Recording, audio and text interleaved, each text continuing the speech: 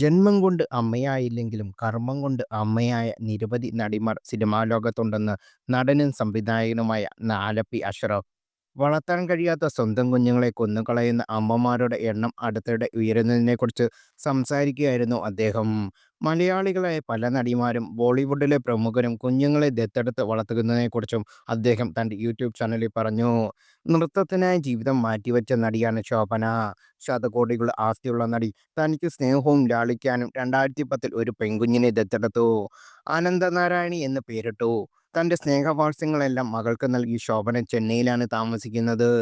മകളുടെ വസ്ത്രത്തിൻ്റെ കാര്യത്തിൽ താൻ നന്നായി ശ്രദ്ധിക്കുമെന്നും പെൺകുട്ടികൾ വേഗം വളരുമെന്നും വസ്ത്രങ്ങൾ ചെറുതാകുന്നുണ്ടെന്നും നമ്മൾ നന്നായി ശ്രദ്ധിക്കണമെന്നും ശോഭന പറഞ്ഞിട്ടുണ്ട്.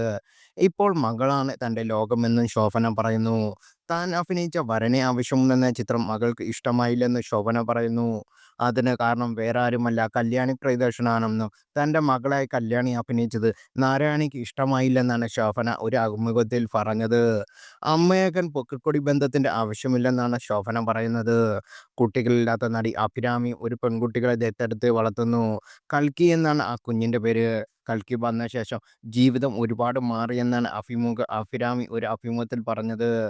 ഹിന്ദിയിൽ ഉൾപ്പെടെ നിരവധി നടിമാർ കുഞ്ഞുങ്ങളെ ദത്തെടുത്ത് സ്വന്തം മക്കളെ പോലെ വളർത്തുന്നു. അവരെല്ലാവരും ദത്തെടുക്കുന്നത് പെൺകുഞ്ഞുങ്ങളെയാണ്. ഒരുപക്ഷെ അനാഥത്വം കൂടുതൽ അനുഭവിക്കുന്ന പെൺകുട്ടികളായിരിക്കാം.